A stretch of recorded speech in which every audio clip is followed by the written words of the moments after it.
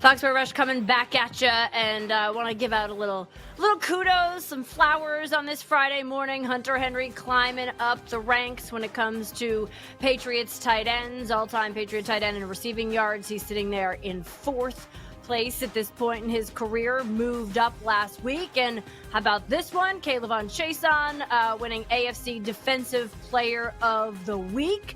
Gotta like that. And these awards are worth keeping tabs on this season, Keegan.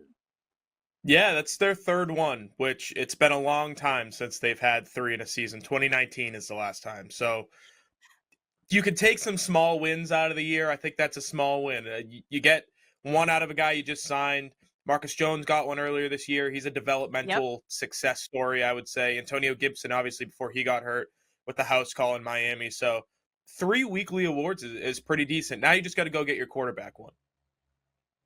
Yeah. Well, Drake May is working on that. He's definitely working on that. I don't think there's any question there. The MVP candidacy, it rides on these weekly awards. You gotta get a couple at least.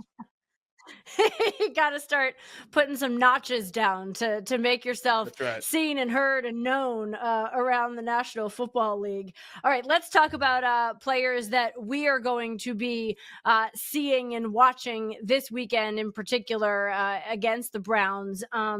Look, I mean, for me, I'll kick us off. I kind of said this going into break, but mine are all on the offensive side of the ball this weekend, just because of the fact that they are taking on the number one defense, in the league at this point in time. I'm curious to see how they're going to fare against this Browns defense that I think has shown they're willing to make some adjustments to play against, their opponents' strengths. And we certainly saw that last week against the Dolphins. But look, to me, it starts up front, right? I mean, your offensive line has, yes, there's a youth movement on part of your O-line, but they have stood up, and they've answered the call. So I'm curious to see how they fare against this defense, against Myles Garrett, of course. I mean, we all know that he can be a game wrecker, and he, after they won against Miami, was basically like, look, winning needs to become not a feeling, it needs to become an addiction. Like, we need to do this and want to do this all the time. So that they're hungry to figure out what that's like to start wins, to do what the Patriots have done, the last couple weeks. So I want to know how this Patriots offensive line is going to fare up front against this, Browns defensive front led by Myles Garrett.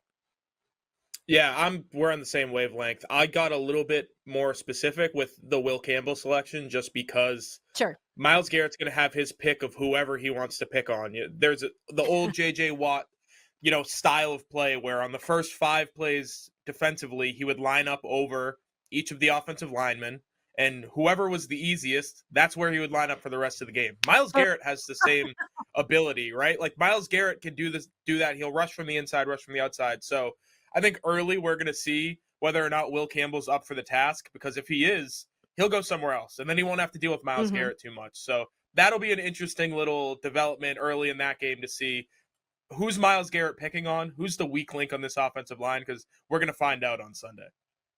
Yeah. I think, and so often, it's like who wins that game in the trenches, right? I mean, gosh, absolutely. Like we saw some of it. We saw it last night in the Thursday night game. I mean, Minnesota was just forget it. Like, they just put like Jim Harbaugh's crew. Who's going to be the bully? Like, sorry. Yeah. Like, here we go. Like, we're on it.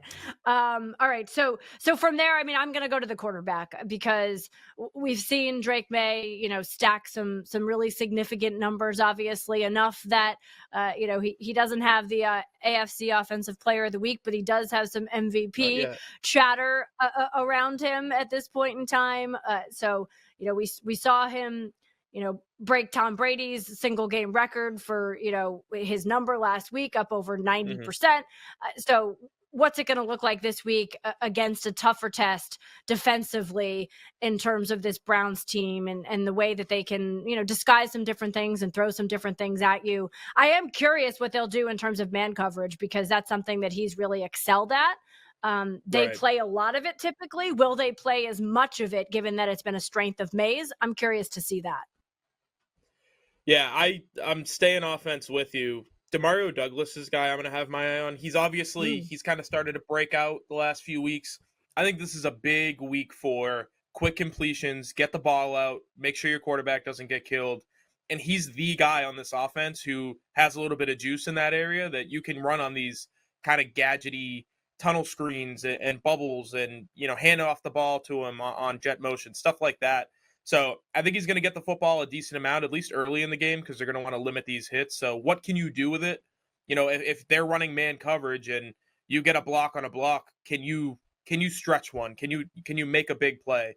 So that's what I'll be looking for out of him. And then obviously, Efton Chisholm, he's been getting some game day elevations. He started to play a little bit more last week. Maybe they'll try to get him the ball a couple times as well.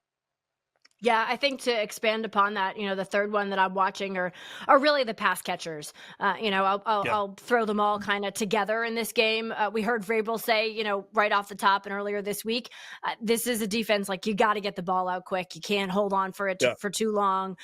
So I'm curious to see, how Josh McDaniels designs the game plan to do that a little bit, and then also like who's going to step up in those places, right? Are we going to see, Steph Diggs with some of his vintage moves, finding ways to Hmm. get open, little two-step here and there, like you said, what are we going to see from Pop Douglas? I think that's one. I think Diggs has a big game, and then the tight ends, right? I mean, they're just always such Yeah. a key component.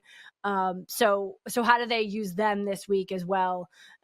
Just to find those quick and easy completions, for Drake, and to keep things moving down the field, and then potentially open up some of those longer passes and completions that Right. he's found, a little bit later. Like if you could get those like dink dunk stuff going early, and be moving the chains, all of a sudden, like that might open up the ability for him to find someone, 30, 40 yards down the field. Right. Yeah.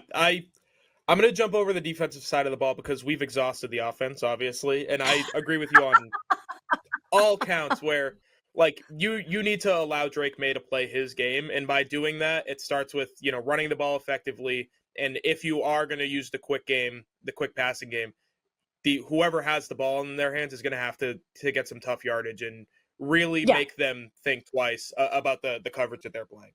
But defensively, with what the Cleveland Browns do well, linebacker play is going to be huge. You need to be able to stop the run, but you also need to be able to cover these two tight ends.